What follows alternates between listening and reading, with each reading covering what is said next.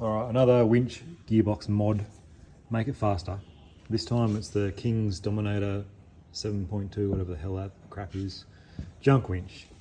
I've just had to pull it all apart, it's rusted in there. Not my winch, found it cheap, free, whatever. Gonna make it faster. So all of that sits inside there. The winch drives the power straight through with a little shaft all the way through onto that gear. I can't pull it out, it's seized in, whatever. That puts power into the middle of there. So as the power goes into that one walks around that cage in the middle. And then as that walks around, that powers that one, and then that powers that one. That's how it slowly gets its power to get whatever ratio reduction it is.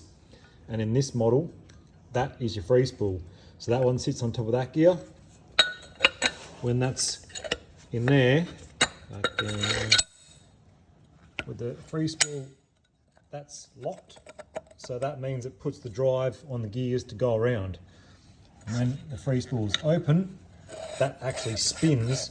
So no matter how much you spin this outer, you'll have to understand planetaries, but the outer, if it's got no connection to the case, it just spins and does nothing. So technically, when you do free spool, you're actually pulling all this weight anyway, so it's good to get it all lubed up. That'll make it free spool better. But for me, making it go faster, I'm going to bypass one of these gear sets. Now, because that little doodad's stuck on that bearing there, that bush, whatever, I'm going to have to think out of the box on this one. What I'm going to do is bypass this gear set. I'm actually going to cut the tops off of all these lugs. They're all steel, so I can weld them. So I'm going to cut the lugs off there, cut the lugs off there, and cut the lugs off there. Then I'm going to drop it on there, get it all lined up, and when it's down there, because I need the teeth to line up on that one in the middle, so they might move just a little bit just to get the line up done. And then I'm going to put a weld on here, weld on here, weld on here.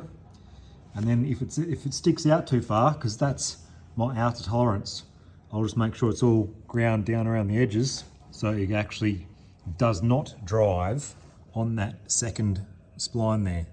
I can't remove that spline, it's part of the case. So that then will, I mean, it's dead weight, but it's actually going to act like a flywheel, so it'll actually propel, as the motor spins this one first, this will be like a flywheel weight. That'll put the direct drive onto this next set, removing this reduction from the system. So therefore, instead of being 3 stages of reduction, I'm going to go to 2. It'll make the winch faster. It will make it less powerful, but if I need more power, I just do a double line pull. And that is bodgy bypass. So that's back on the gear. It's still a little bit warm. Cut off the edges of the gears so it doesn't make contact with the actual outer.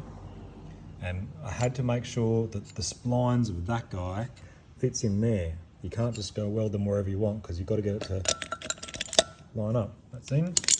So now, as the motor goes through the middle, the shaft, and spins that other guy, that then spins at the high speed instead of doing the slow ratio going around the coil.